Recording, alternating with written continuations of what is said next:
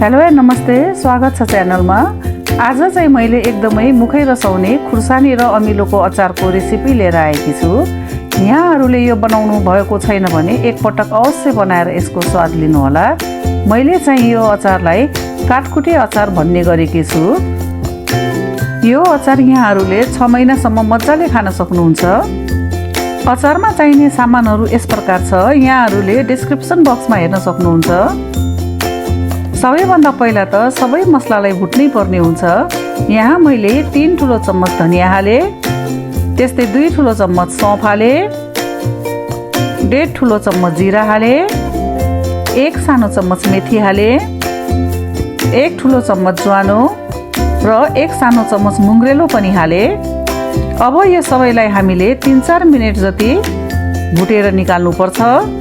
जब यो हल्का रातो हुन्छ यसलाई निकालेर पिस्नु पर्छ।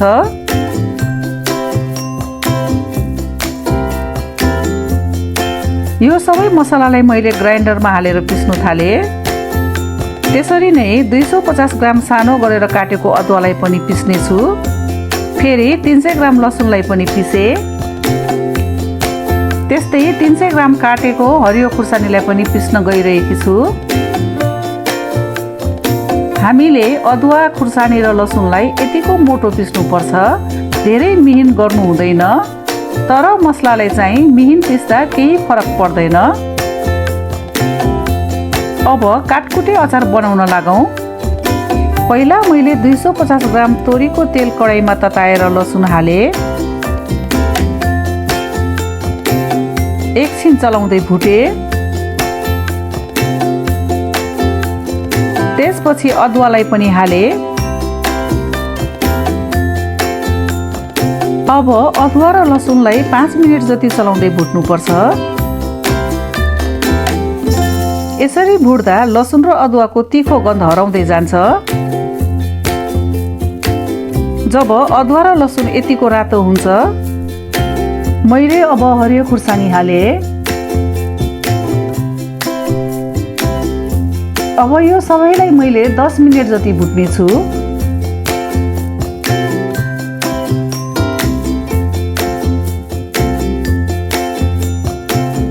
त्यसपछि 1 सानो चम्मच हर्दी हालेर फेरि चलाउँदै खुर्सानीलाई एकछिन भुटे। यहाँहरूलाई रेसिपी मन परे लाइक, शेयर र कमेन्ट गर्न नबिर्सिदिनु होला।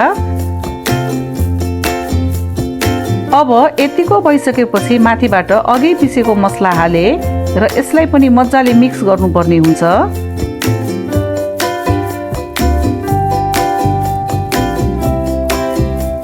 अब मैले अमिलोको तयारी गरेँ। एउटा बोलमा 3 ठुलो चम्मच नुन राखे र अमिलोलाई काटेर यसको भित्रको खाने भाग हाले। यसको बोक्रा र दाना चाहिँ राख्नु हुँदैन। हामीले अमिलोलाई केलाएर नुन माथि राख्दा यसको तितोपन हट्छ, नत्र भने अमिलो तितो हुन्छ।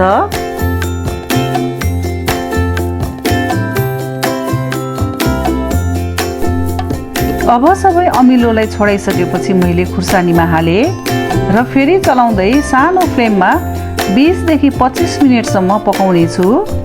तर 20-20मा चलाउँदै गर्नुपर्ने हुन्छ, नत्र फेरि टाँसिने डर हुन्छ। अब अमिलो हालेर पकाएको पनि 25 मिनेट जति भइसक्यो। यसमाथिबाट मैले 1 ठुलो चम्मच भुटेको तोरीको धुलो हाले। तोरीले अचारलाई अझ बढी फ्लेभर दिन्छ र साथै हाम्रो शरीरलाई पनि धेरै फाइदा गर्छ। अब यो अचार यतिको भइसकेपछि यो माथि मैले 1 ठुलो चम्मच चिनी राखे। नुन चाहिँ मैले अघि अमिलोमा हालेको हुनाले पछि फेरि मैले थपिनँ। अब हाम्रो काटकुटे अचार तयार भइसकेको छ। मैले अचारलाई ग्यास बन्द गरेर निकाले। यो अचारलाई अब हल्का सेलाउन दिने।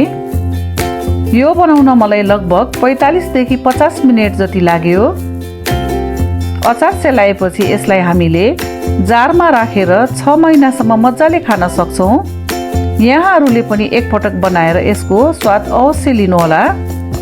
यो अचारलाई भात, रोटी, पराठासँग खाँदा एकदमै स्वादिलो हुन्छ।